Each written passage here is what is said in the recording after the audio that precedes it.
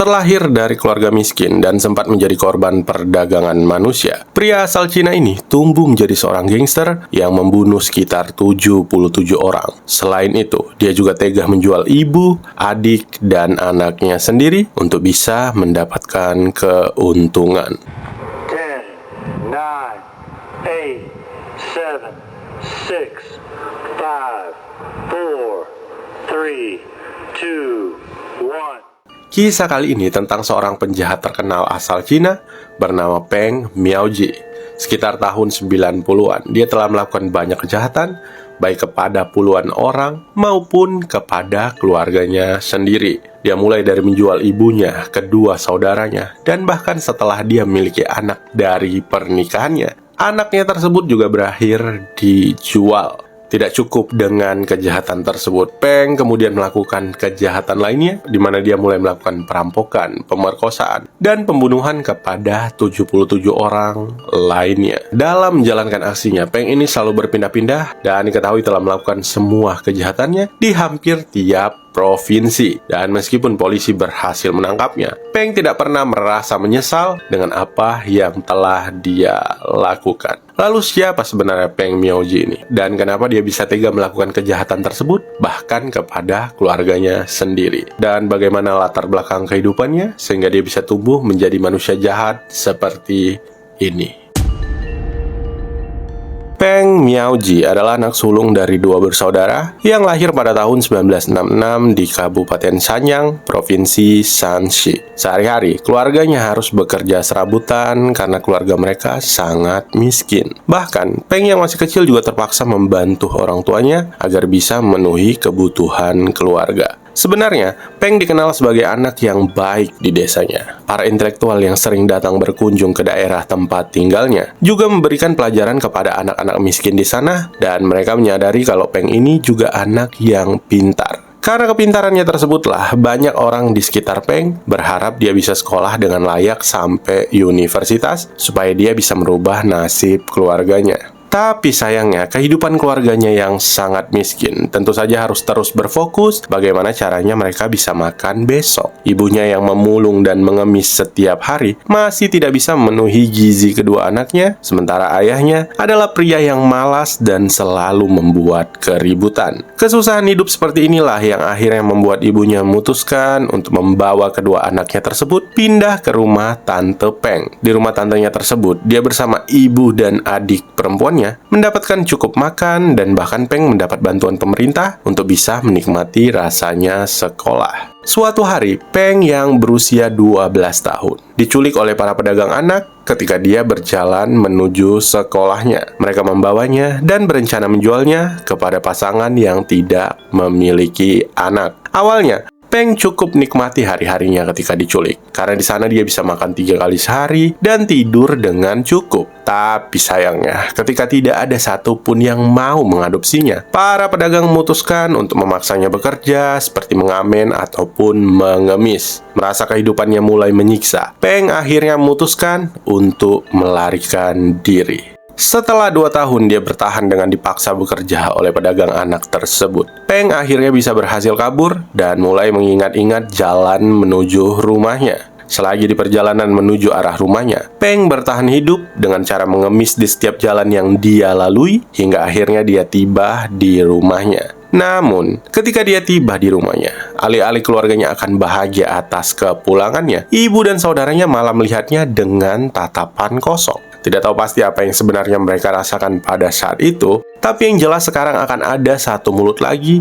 yang harus diberi makan. Setelah bebas dari penculikannya selama 2 tahun, Peng telah mengalami kerusakan parah secara fisik dan emosional yang membuat dia sekarang berubah menjadi orang yang mudah sekali marah. Perlakuan orang tua dan saudaranya yang sekarang telah berubah kepada Peng, seperti memandangnya dengan rasa jijik dan tidak merasa bahagia karena kepulangannya, membuat Peng menyimpan rasa dendam dan benci kepada mereka. Belum lagi orang-orang di lingkungannya sekarang suka mencemoohnya karena Peng memiliki fisik yang sangat pendek dan wajahnya yang jelek. Mungkin karena faktor ini juga kenapa nggak ada yang mau mengadopsinya. Setelah kembali ke rumah, Peng menjalani hidupnya dengan bermalas-malasan, di mana dia hanya menjadi seorang pengangguran, serta selalu meminta uang kepada ibunya.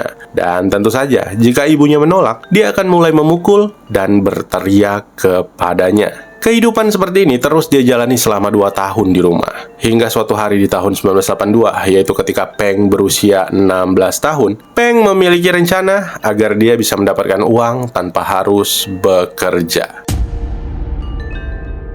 Peng Miaoji ini basicnya adalah anak yang pintar. Itulah kenapa dia sebenarnya paham betul ketika dia diculik dan juga diperdagangkan. Dia ingat semua detail penculikannya dan tahu beberapa banyak keuntungan yang didapatkan para pedagang tersebut dengan menjual seorang anak. Menurut ingatannya, salah satu anak yang diculik bersamanya dijual dengan harga 7.000 yuan, yang tentu saja itu adalah harga yang cukup tinggi pada tahun 80-an. Karena ingatannya tersebutlah Peng berpikir untuk menculik seseorang dan menjualnya. Tapi karena dia hanyalah anak remaja berusia 16 tahun dengan tubuh yang kurus dan kecil, bagaimana caranya dia bisa menculik seseorang? Yang pada akhirnya, Peng telah memutuskan untuk menjadikan ibunya sebagai korban pertamanya. Hingga suatu hari, Peng pamit kepada ibunya dan mengatakan bahwa dia akan mencari pekerjaan di Jiangsu. Tapi tujuan sebenarnya Peng adalah mencari orang yang mau membeli ibunya. Di Jiangsu, dia bertemu dengan seorang bujangan tua yang punya banyak harta. Kepada pria tersebutlah Peng membuat janji akan datang lagi membawa ibunya ke Jiangsu dan menjualnya kepada pria tersebut. Setelah mendapatkan calon pembeli, Peng kemudian pulang ke rumahnya, di mana dia mengatakan kepada ibunya bahwa ada sebuah keluarga di Jiangsu yang sedang mencari pengasuh anak dengan gaji tinggi, makanan, dan akomodasi dengan syarat kontrak kerja selama beberapa tahun. Ibunya yang mendengar penjelasan dari Peng tentu saja menerima tawaran tersebut dan berpikir kontrak beberapa tahun bukanlah sebuah syarat, karena satu-satunya yang terpenting sekarang adalah memiliki cukup makanan. Peng Miaoji kemudian membawa ibunya ke Jiangsu,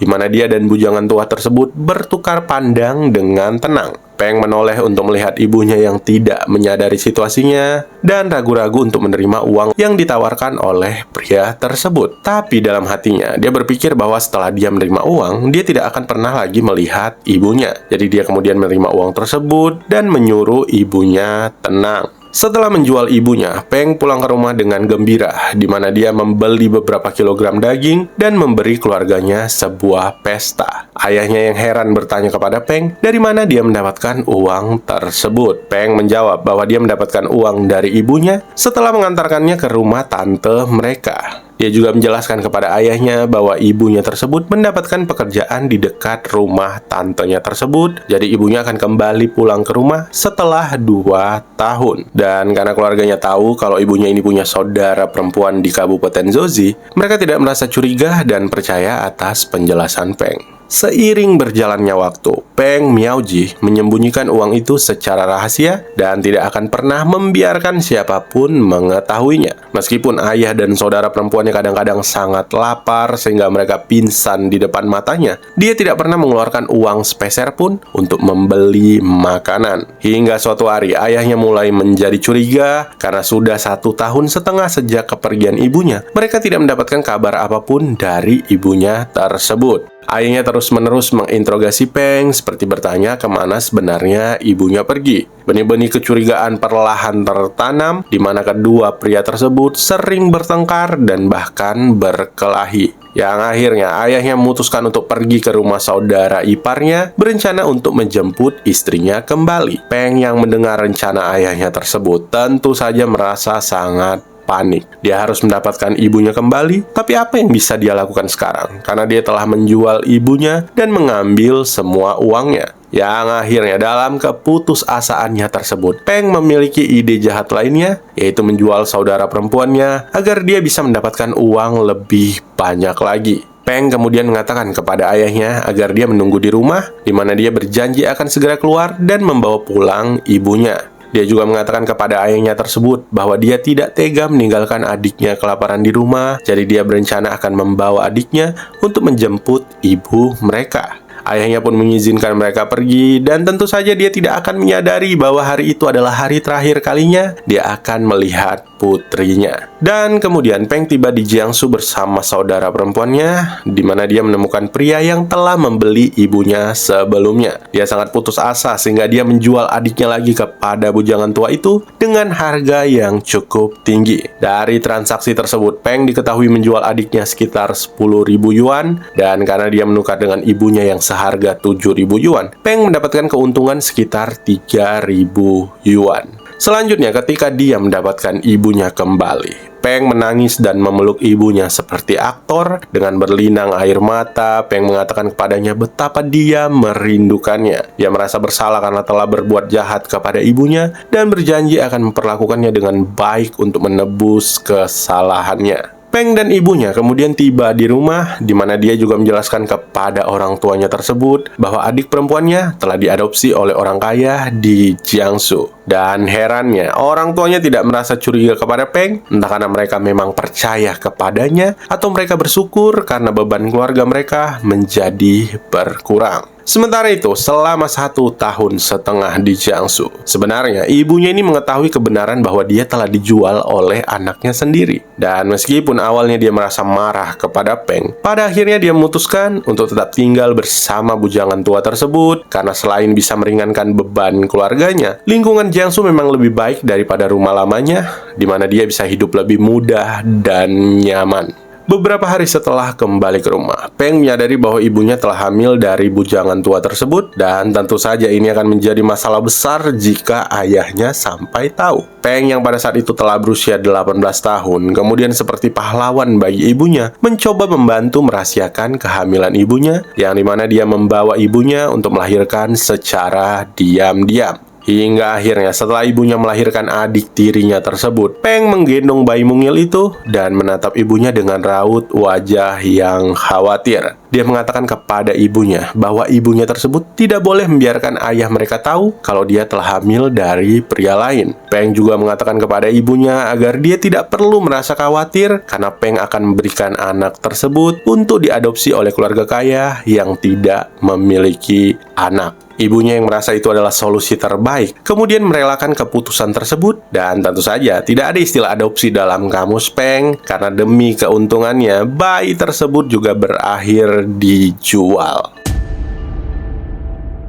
Setelah menghabiskan uang dari hasil menjual keluarganya, Peng yang berusia 18 tahun memutuskan untuk keluar dari rumah untuk mencari pekerjaan. Tapi karena dia dulu putus sekolah dan juga enggak berpendidikan, tentu saja sulit baginya untuk mendapatkan pekerjaan yang normal. Selain itu, karena dia tidak memiliki cukup makan sebagai seorang anak, Peng tumbuh menjadi anak yang kurus dan tingginya hanya sekitar 158 cm.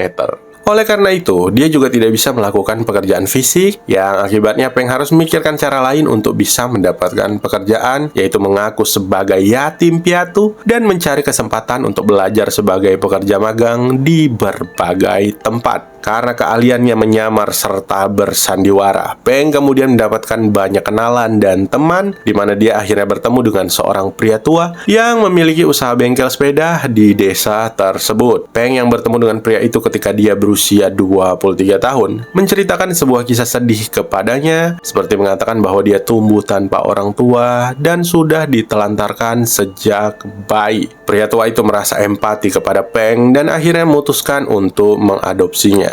Dia memberikannya makanan, pakaian, tempat tinggal yang layak, dan tentu saja dia sangat menyayangi Peng seperti anak kandungnya sendiri. Berharap Peng bisa melupakan masa lalunya yang kelam, pria tersebut bahkan memberinya sebuah nama, yaitu Wang Dehong, dan agar Peng bisa menghasilkan uang untuk dirinya sendiri, pria tersebut juga mulai mewarisinya keterampilan untuk memperbaiki sepeda. Dari keterampilannya tersebutlah, Peng mendapatkan uang setiap hari dengan memperbaiki sepeda di toko tempat ayah angkatnya bekerja. Seiring berjalannya waktu, pria tua yang merasa sangat percaya kepada Peng memberikan semua tabungan yang telah dia simpan selama lebih dari 10 tahun. Tujuannya agar Peng menggunakan uang tersebut untuk mengembangkan bisnis mereka, dan tentu saja dia berharap bahwa Peng kelak akan membantu masa tuanya. Namun sayangnya, setahun setelah dia memberikan uang tersebut, pria tua itu tiba-tiba jatuh sakit dan sangat membutuhkan uang. Tapi seperti yang bisa kita bayangkan, Peng ini tidak mau membantunya dan bahkan mengejeknya dengan memberikan 5 yuan kepada pria malang tersebut. Yang kemudian hubungan mereka menjadi buruk dan akhirnya kedua orang tersebut memutuskan hubungan mereka. Beberapa tahun kemudian, ketika dia melihat teman-temannya menikah satu demi satu, Peng Miaoji juga tergoda untuk jatuh cinta. Karena pengalaman masa kecilnya yang tragis, tentu saja dia memimpikan memiliki kehidupan keluarga yang bahagia. Setelah dia berhenti bekerja dan keluar dari rumah ayah angkatnya, Peng mendapatkan pekerjaan di sebuah toko sepeda lainnya, dan disinilah dia bertemu dengan seorang wanita muda bernama Xiaorong, yaitu anak dari si pemilik toko sepeda tersebut. Mereka kemudian dengan cepat saling jatuh cinta dan berencana untuk melanjutkan hubungan mereka ke jenjang pernikahan. Namun sayangnya, ketika ayah Xiaorong mengetahui hubungan mereka, dia merasa sangat marah kepada Peng dan memutuskan untuk memecat dan mengusirnya dari toko tersebut. Dia mengatakan kepada Peng untuk menjauhi putrinya karena Peng terlalu miskin dan tentu saja dia tidak layak menjadi menantunya. Peng yang merasa kesal setelah dipecat dan dipermalukan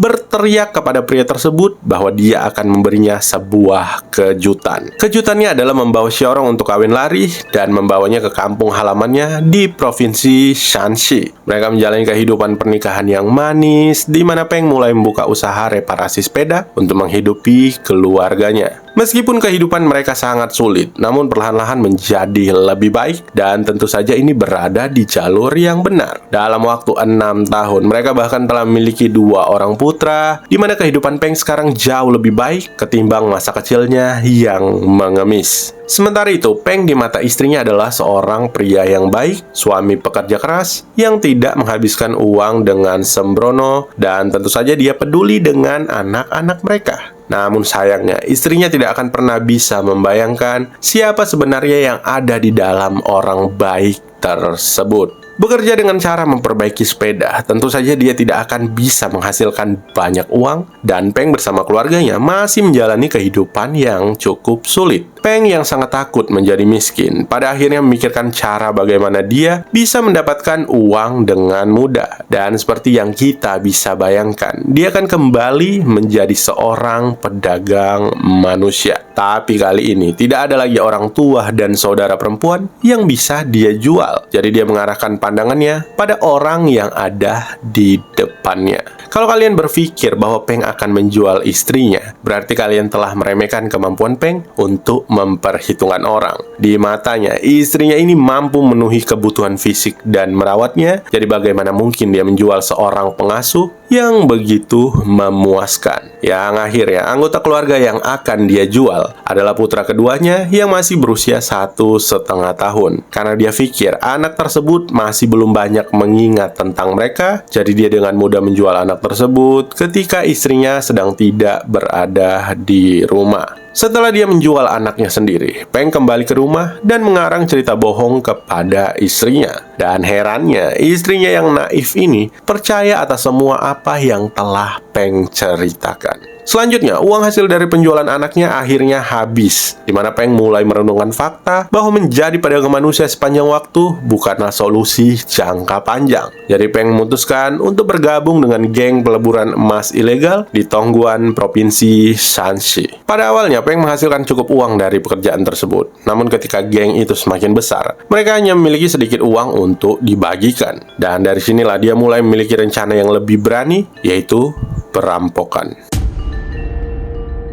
Peng Miaoji telah mendengar bahwa emas ada di mana-mana di Tongguan dan penduduk setempat bekerja untuk memurnikannya. Pada awalnya hanya sedikit orang yang mengetahui bisnis penambangan emas ini, tapi setelah ramai penduduk yang datang berbondong-bondong, membuat Peng merasa kesal. Karena lelah dengan pekerjaan yang hanya bisa menghasilkan sedikit uang, Peng memutuskan untuk merampok emas yang telah dimurnikan penduduk desa. Bersama 3 rekan yang juga bekerja di tambang emas tersebut, mereka mulai mencuri dengan mengenakan sebuah topeng. Karena merampok emas yang sudah jadi membutuhkan waktu sekitar 2 tahunan, ketika mereka menghabiskan uang hasil rampokan emas tersebut, Peng beserta rekannya memutuskan untuk merampok sesuatu hal yang lebih cepat, yaitu merampok harta benda ataupun uang yang ada di dalam rumah penduduk. Perampokan pertamanya di rumah penduduk desa yang terjadi pada tanggal 19 Februari tahun 1998. Waktu itu sekitar tengah malam, dia dan ketiga rekannya menyergap sebuah rumah di mana mereka masuk ke rumah tersebut setelah penghuninya mematikan lampu dan tertidur. Setelah mereka masuk, Peng menemukan pasangan suami istri dan memukul suaminya dengan kayu hingga pingsan. Dia mengikat pasangan tersebut dengan spray dan selanjutnya melarikan diri setelah mencuri 100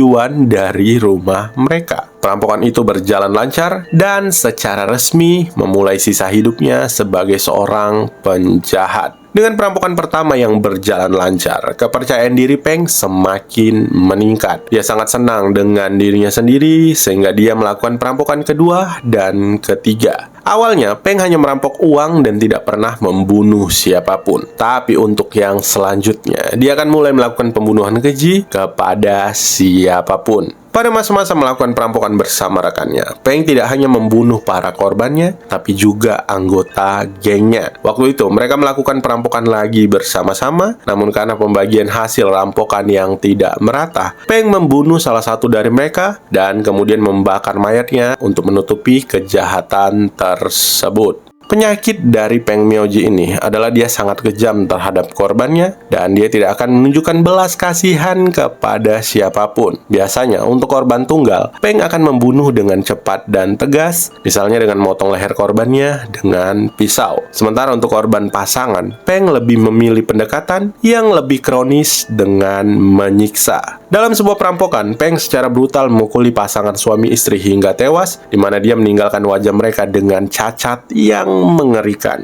Dalam kasus ini, Peng bukan hanya memukuli korbannya dengan palu ataupun tongkat kayu, tapi juga bersantai di dalam rumah korbannya dengan mabuk-mabukan setelah melakukan pembunuhan. Kejahatan Peng dan gengnya menjadi lebih sering terjadi dan mencakup wilayah yang lebih luas dengan kasus-kasus pemerkosaan dan pembunuhan kejam yang terjadi di hampir setiap provinsi. Karena hal tersebutlah, penduduk harus mengambil tindakan untuk melindungi diri mereka sendiri, mulai dari memelihara anjing penjaga yang besar hingga memasang jendela pengaman di setiap jendela. Terus-menerus melakukan kejahatannya secara bertahap, Peng mulai kehilangan minat untuk sekedar membunuh orang dan membutuhkan cara yang lebih menarik untuk memuaskan keinginannya. Jadi dalam kejahatan berikutnya, mereka mulai menggunakan pisau buah untuk memotong testis korban pria mereka, menikmati sensasi menyaksikan mereka menderita. Sementara itu untuk para korban wanita, mereka akan memperkosa dan kemudian membunuh mereka dengan cara yang brutal. Tindakan brutal inilah yang menyebabkan kemarahan dan kepanikan publik, di mana polisi mulai meningkatkan upaya mereka untuk mendeteksi para pelaku. Namun sayangnya, Peng bersama gengnya masih bisa lolos dan mereka selalu dapat melarikan diri dari polisi, yang membuat masyarakat pada saat itu dalam keadaan takut dan putus asa. Selama dalam pencarian polisi, Peng bersama kaki tangannya masih terus melakukan banyak kejahatan. Dengan Peng Mioji di belakangnya, kaki tangannya ini bahkan menjadi semakin merajalela dan mereka melompat-lompat di sekitar perbatasan antara Henan dan Shanxi. Kemudian pada tanggal 14 Agustus tahun 1998, mereka kembali ke Shanxi, di mana mereka membunuh 3 orang, memperkosa majikannya, dan merampok 1.000 yuan. 3 hari kemudian, mereka membunuh 3 orang lainnya. Namun sayangnya mereka gagal melakukan perampokan karena tetangga korban tersebut mengetahui kejahatan mereka, yang membuat mereka memutuskan untuk kabur dengan cepat. Merasa sangat marah karena tidak bisa berhasil mendapatkan uang, Peng memutuskan untuk membawa gengnya membunuh orang lain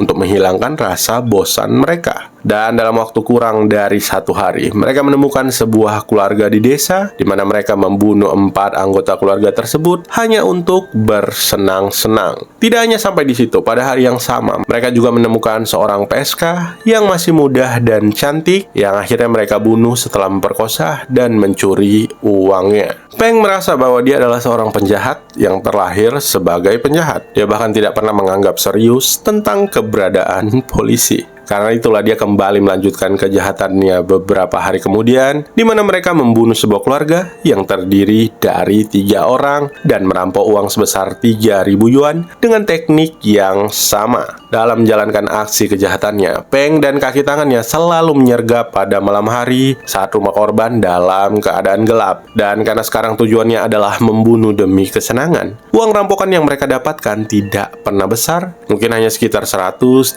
yuan ataupun sekitar 4.000 yuan, uang terbesar yang pernah mereka dapatkan. Dan karena Peng juga tidak merasa gentar akan polisi, dia masih terus melakukan kejahatannya meskipun sekarang polisi sedang memburunya. Selama bulan November hingga Desember tahun 1998, Peng dan kaki tangannya masih terus melakukan puluhan kejahatan dan juga pembunuhan. Seperti yang dibilang sebelumnya, Peng ini nggak pernah takut sama polisi dan bahkan dia meremehkan kemampuan mereka. Karena itulah dia masih terus-menerus melakukan pembunuhan dengan kurun waktu yang sangat berdekatan. Sekitar bulan Maret tahun 1999, Peng pergi ke Henan di mana dia membunuh 2 orang lagi dan memperkosa 3 orang wanita di sebuah klinik. Sementara itu, polisi yang telah melakukan investigasi terpisah antar provinsi selama setahun masih belum bisa memecahkan kasus ini. Namun satu hal yang polisi tahu, bahwa pelaku yang melakukan banyak kejahatan di setiap desa adalah orang yang sama. Meskipun Peng dan rekannya sangat teliti dalam melakukan kejahatan, seperti menggunakan alat pembunuhan dari rumah korban dan tidak meninggalkan jejak ataupun cairan tubuh, polisi kali ini menemukan sebuah baju di TKP yang diduga milik si pelaku. Dari baju tersebutlah, polisi meminta ahli investigasi kriminal untuk meneliti siapa pemilik baju tersebut. Dan setelah merilis informasi forensik bahwa si pemilik baju tersebut adalah pria pendek asal Shanxi, polisi memutuskan untuk melakukan investigasi gabungan antar provinsi yang akhirnya sekitar jam 10 pagi pada tanggal 11 April tahun 1999, polisi berhasil menangkap Peng yang saat itu sedang berpakaian di rumahnya, bersiap untuk pergi ke lokasi kejahatan berikutnya. Ketika dia ditangkap, Peng Miaoji masih tidak jujur. Dia mencoba berkelit dengan tidak mengucapkan sepatah kata pun, melakukan mogok makan selama 10 jam, dan berpura-pura sakit dengan mulut berbusa. Namun, kepandaian apapun tidak bisa menutupi kejahatan keji yang telah dia lakukan. Kepala Biro Keamanan Publik menginterogasi Peng Miaoji secara langsung, di mana dia mulai mengatakan semua kejahatan yang telah dia lakukan. Dari semua bukti, investigasi, dan pengakuan Peng Miaoji, diketahui bahwa dia dan kaki tangannya telah melakukan pembunuhan kepada 77 orang, percobaan pembunuhan, pemerkosaan, dan juga puluhan perampokan. Yang kemudian pada tanggal 3 Mei tahun 1999, Peng Miaoji dan kedua kaki tangannya secara resmi dinyatakan bersalah dan dijatuhi hukuman mati oleh pengadilan. Pihak berwajib juga melakukan penyitaan harta benda sebesar 10.000 yuan dan denda 1.000 yuan untuk kejahatan pembunuhan yang disengaja, perampokan, pemerkosaan, dan juga pencurian. Yang akhirnya pada bulan Desember tahun 1999, mereka kemudian dieksekusi dengan cara ditembak. Detail tentang kehidupan dan kejahatannya Peng Miaoji ini memiliki banyak versi. Jadi kalau misalkan kalian dengar ada angka ataupun nama yang berbeda, mungkin kita mendengar cerita yang berbeda versi. Tapi yang jelas, Peng Miaoji ini telah melakukan banyak kejahatan seperti pencurian, perampokan, pemerkosaan, dan pembunuhan kepada 77 orang. Dan selain itu, dia juga diketahui telah menjual ibu kandungnya sendiri, kedua saudaranya, dan anak kandungnya sendiri. Dan satu hal lagi, ketika Peng Miaoji ini akan dieksekusi, dia sama sekali tidak pernah menyesali apa yang telah dia lakukan, dan bahkan mengatakan pada pengadilan bahwa mereka sangat beruntung telah menangkap Peng, karena jika tidak, Peng berencana akan membunuh 100 orang.